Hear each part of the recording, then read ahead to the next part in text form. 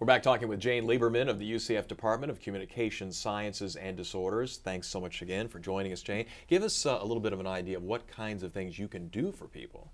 Absolutely. Well, first I want to make you aware that we have a communication disorders clinic on campus.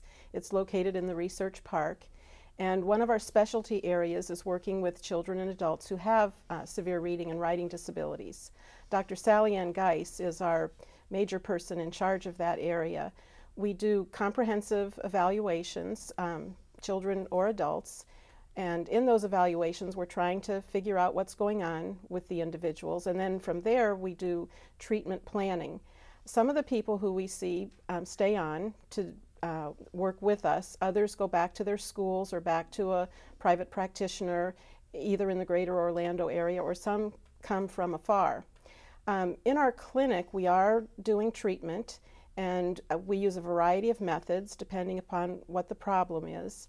With our dyslexic individuals, we're using a multisensory approach, because these are the kinds of individuals who need very explicit instruction. We can't leave anything to chance. Multisensory meaning computer, visual, audio, is that what you mean? Well, you stimulate the sensory system through vision, through tactile kinesthetic, through auditory, hoping that a combination of those sensory modalities will get in. Is it something that's always evolving? Are you always learning more, always coming up with new ways to treat and improve their ability to be more cognitive?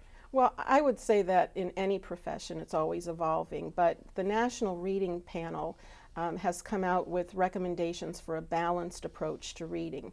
And what that means is that in any kind of instructional package, you're going to have activities related to comprehension, activities related to fluency, to decoding, word recognition, to something that we call phonological awareness, or sensitivity to the sound structure of language, how sounds hook up with the symbols to make words. So we want to have all of that involved. And then we're doing a lot of research to find out which methods work best for which children. There isn't a one-size-fits-all. You know what really worries me, though, when we think about is so many that can't read and so many that have problems, and such very heavy volume of children, so many kids in these classes, so many kids going throughout the system. Are there signs that a parent can look for, maybe the teacher has missed, that this child has a disorder? Again, we want them to spot them very early, at 2, 3 years of age, and at that age what you look for is their language development.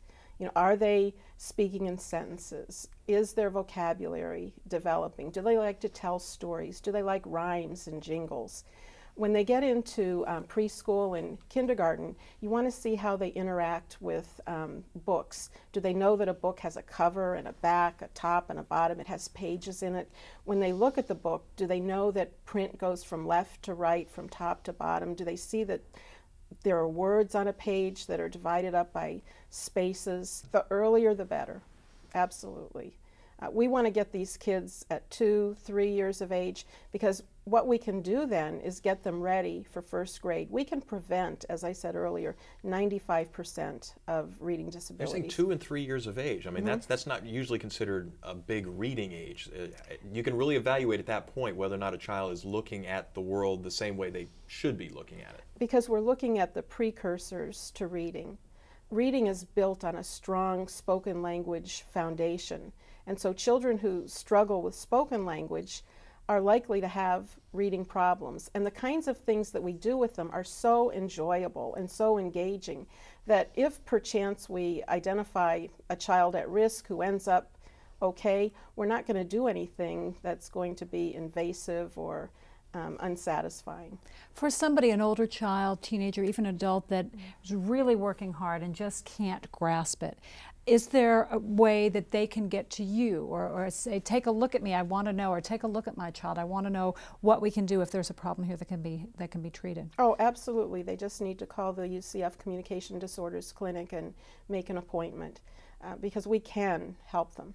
We can work just as readily with adults as we can with children, and we can be just as successful with adults as we can with children.